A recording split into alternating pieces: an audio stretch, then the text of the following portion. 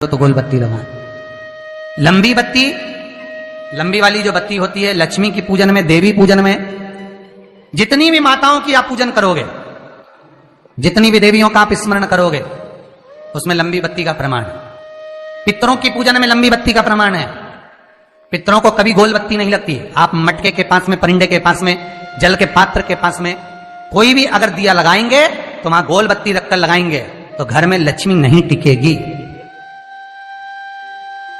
कई लोग कहते हैं कि परिंदे के पास, मटके के पास में, पानी के स्रोत के पास में जहां जल भरते हैं, हंडा रखते हैं, टंकी रखते हैं, वहां पर मटके के पास बत्ती लगाओ, दिया लगाओ, पितर शांत रहेंगे। तो पितरों को शांत करो, मना नहीं है, पर दिया लगाने का नियम है कि पितरों को अगर आप दिया लगा रही हो मटके के पास, परिंदे के पास, या अमावस्या के दिन पितरों के लिए अगर दीप लगा रही हो तो गोल बत्ती अगर लगाओगी तो कार्य कभी सफल नहीं होगा। धन आएगा जाएगा, टिकेगा नहीं। इसलिए पितरों के लिए अगर दिया लगाना है, पूर्वजों के लिए दिया लगाना है, पितरों के लिए अगर दीप लगाना है तो लंबी बत्ती लगाइए। लंबी बत्ती महाराज, लंबी बत्ती का प्रमाण हमारे यहां शास्त्र का, गोल बत्ती का प्रमाण। और सुंदर चरित्र कहा, यदि आपके जीवन में बहुत ज्यादा लक्ष्मी से तकलीफ है, कष्ट बहुत ज्यादा है, या इसलिए शायद कहा जाता है कि भगवान को सर्वश्रेष्ठ कौन सा चंदन अच्छा लगता है। आपको पहले भी कथा में कहा, आगरा की कथा अगर किसी ने सुनी होगी तो उसमें वर्णन किया। भगवान को सर्वश्रेष्ठ चंदन कौन सा, भगवान को सर्वश्रेष्ठ चंदन कौन सा प्रिय है, वो कौन सा चंदन है जो भगवान विष्णु को लगाएं, राम को लगाएं, कृष्ण को लगाएं, वो कौन सा चंदन है जो श्री हरि को लगाया जाए। तो जीते जी भगवान विष्णु एक बार गले लगाते हैं, उसको कहते हैं हरि चंदन। कौन सा चंदन है? हरि चंदन। हरि चंदन बाजार में नहीं मिलेगा, हरि चंदन आपको बनाना पड़ेगा। कैसे बनाना है? तुलसी जब सूख जाए उसकी जड़ को निकाल लिया जाए, वो जड़ को पानी में धो लिया जाए, धोने के बाद उसको सिलवट्टे पर, पत्थर पर घिसा जाए और घिसकर उसमें थोड़ा सा कुंकू, रोली डालकर तैयार कर कर जो भगवान विष्णु के मस्तक पर, कृष्ण राम के मस्तक पर लगा देते हैं और उसकी एक बिंदी अपने हृदय पे लगा लेते हैं। जीते जी भगवान एक बार उसको गले लगाते ही हैं। हरि चंदन प्रियता। जैसे शिव महापुराण में रुद्र चंदन का भाव है, शिव महापुराण में रुद्र चंदन का प्रमाण दिया जाता है। अगर आपने लिंग पुराण पढ़ी हो तो उसका 5वां स्कंद अवश्य पढ़िएगा महाराज। और शिव महापुराण अगर पढ़ रहे हो तो उसका कुमार खंड पढ़िएगा, जिसमें रुद्र चंदन का प्रमाण है। रुद्र चंदन कैसा? रुद्र चंदन का प्रमाण कैसा? तो महाराज कहा, चंदन घिसकर, पीला चंदन घिसकर उस चंदन को 3 मुखी रुद्राक्ष पर लपेट लिया जाता है। 3 मुखी रुद्राक्ष पर उस चंदन को लपेटा जाता है। लपेटोगे उसके बाद उसको ऐसा गोल करोगे तो एकदम चिकना हो जाए, एकदम चिकना, ठीक है, एकदम चिकना हो जाए। और उस चंदन को आप शिवरात्रि के दिन, और कोई से भी महीने की शिवरात्रि, किसी भी महीने की हो, सब फलदायी होती है। अगर आप पंचांग में देखेंगे तो शिवरात्रि लिखी हुई आती है, हर महीने शिवरात्रि पड़ती है। किसी भी महीने की शिवरात्रि पर रुद्र चंदन, अर्थात जो चंदन का आपने 3 मुखी रुद्राक्ष में लेपन करा है, उसका गोला बनाया है, वो चंदन अच्छा मोटा मोटा कर लेना, अच्छा बढ़िया, ऐसा नहीं थोड़ा बहुत ही लगाओ, पूरा रुद्राक्ष दिखना नहीं चाहिए। पूरा लपेट कर उसको शंकर के शिवलिंग पर ले जाकर रख दीजिए और फिर धीरे धीरे शंकर भगवान का जल अभिषेक करना प्रारंभ कर दीजिए। वो चंदन पूरा धीरे धीरे शंकर के शिवलिंग पर डलना चाहिए। शंकर के मूल मंत्र श्री शिवाय नमस्तुभ्यम का जाप करिए। यह कहलाता है रुद्र चंदन। इस चंदन के अभिषेक से महाराज जो काम नहीं होता आप कर कर उस कार्य को प्राप्त कर सकते, सिद्ध कर सकते। रुद्र चंदन, हरि चंदन, रुद्र चंदन, ये वो चंदन है जो जीवन का सुख प्रदान करने वाले, हरि तत्व देने। मंगल है, राहु है, केतु है, दशा बेकार चल रही है, लक्ष्मी नहीं आ रही, कष्ट बहुत है, फैक्ट्रियां नहीं चल रही, कहीं मत जाओ, मेरे शिव की शरण में जाकर एक बार शिव महापुराण को पूरी सुनो। शास्त्र के हटकर कुछ नहीं बोलेंगे।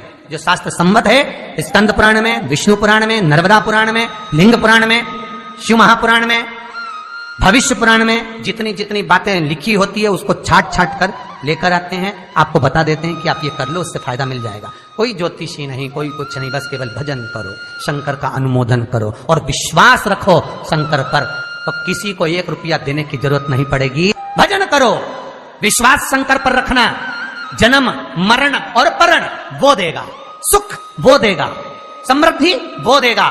जिसके घर में बहु रिद्धि सिद्धि हो, जिसके घर में अमोद और प्रमोद पोते हो, जिसके घर में शुभ और लाभ दरवाजे पर बेटे बनकर विराजमान होते हो, जिसके घर में स्वयं अखंड सौभाग्य देने वाली पार्वती हो, जिसके घर में लक्ष्मी देने वाली लक्ष्मी बेलपत्र के पेड़ के नीचे झाड़ू लगाती हो, जो स्वयं सरस्वती को स्वर प्रदान करता है वो शंकर है। जब सब कुछ उसके पास में है, कुबेर का खजाना वो चोर को दे देता है, जब सर्वस्वता उसके पास है, तो आप इधर उधर डोलते क्यों हो? क्यों डोलो? उस पर विश्वास रखो। वो शंभु, वो शंकर, वो त्रिकालदर्शी, वो कैलाशी, वो अविनाशी सुख देगा, आनंद देगा। पाने का तरीका केवल उसको रिझाओ। जो मंदिर आपसे दूर हो, जिस मंदिर में कोई नहीं जाता, जिस मंदिर में कोई दिया तक नहीं लगाता, उस मंदिर में तुम जाओ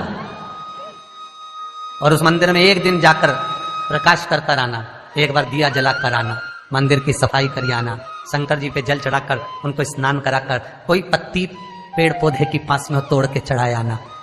2-4 बार कर कर देखना कितना शांति, कितना धीरज, कितना आनंद, कितनी समृद्धि, कितनी लक्ष्मी मिलती है। तुम करोगे तुम्हारा पेट भराएगा, हम करेंगे हमारा पेट भराएगा। स्वयं करिए।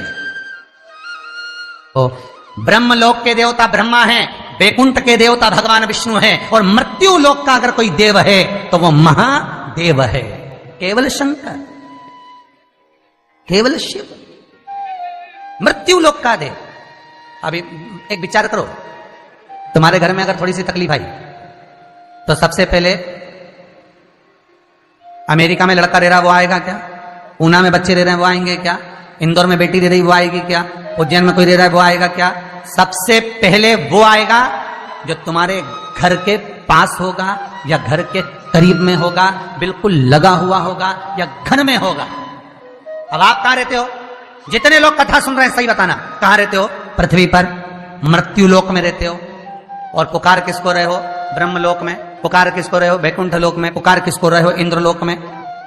और जो घर के घर में रह रहा है, जो तुम्हारे पास में रह रहा है, जो मृत्यु लोक में रह रहा है, उसको तो बुला ही नहीं रहा। कई लोग कहते हैं मृत्यु लोक। कई लोगों की आदत है, पड़ोसन को तो खूब चाय पिलाएंगे, पड़ोसन की काकी के तो खूब पांव पड़ेंगे, पड़ोसन को तो चाय भी पिलाएंगे ना, इतना घूंघट रही ना, धो भी लगाएंगे, पड़ोसन को तो खूब प्रणाम करे, पड़ोसन को तो खूब नमन करे, पड़ोस की काकी के ना, मौसी के ना, चाची के ना, इनके ना उनके। और घर की सास को तो कभी पांव नहीं पड़े, तीज त्योहार पे भी बस यही हाल है। जितना पड़ोसी है नहीं, जितना देवी देवता सबके तो धोख लगाए, सबके ने प्रणाम करे। और जो सास घर में बैठी है, महादेव जो मृत्यु लोक का देव है, इसके तो प्रणाम ही नहीं करे। तो किसी ने शंकर भगवान से पूछा, भोलेनाथ सब भगवान इधर, ये देवता का नाम, वो देवता का नाम, वो देवी का नाम, वो देवता का नाम सब ले, और तुमको तो कोई पूछे ही नहीं। शंकर भगवान बोले, भले नहीं पूछे, मरने के बाद तो मेरे पास ही आएगा। मेरे ससुर ने मुझे श्राप दिया है, दक्ष प्रजापति ने, शंकर मैं तुझे श्राप देता हूं कि तू शमशान में निवास करेगा। शंकर भगवान कह रहे, मैं तो शमशान में रह रहा हूं, जीते जी नहीं आएगा तो मरने के बाद तो आएगा। बापड़ा ऐसी गीली लकड़ी में जलाऊंगा, 3 दिन ठंडा नहीं करने दूंगा। हाँ मेरे पास, तब बताऊं तेरे। और तुम देखना 3 दिन तक ठंडा नहीं हो, पानी डाल डाल के ठंडा करना पड़े, जब जाके रात में से वो हड्डियां बटोरना पड़े। शंकर जी नहीं ठंडा करे, जपा दुनिया को जपा, मुझे भूल गया। जो करीब में है पहले उसको बुलाओ, साथ वो देगा। जो तुम्हारे पास में है पहले उसको बुलाओ, ले जाकर हॉस्पिटल तो छोड़ ही रहेगा। मृत्यु लोक का देव महादेव शंकर है। कष्ट भी हो तो पहले उससे कहो, दुख भी है पहले उससे कहो, रोग भी है पहले उससे कहो, अदालत में केस भी चल रहा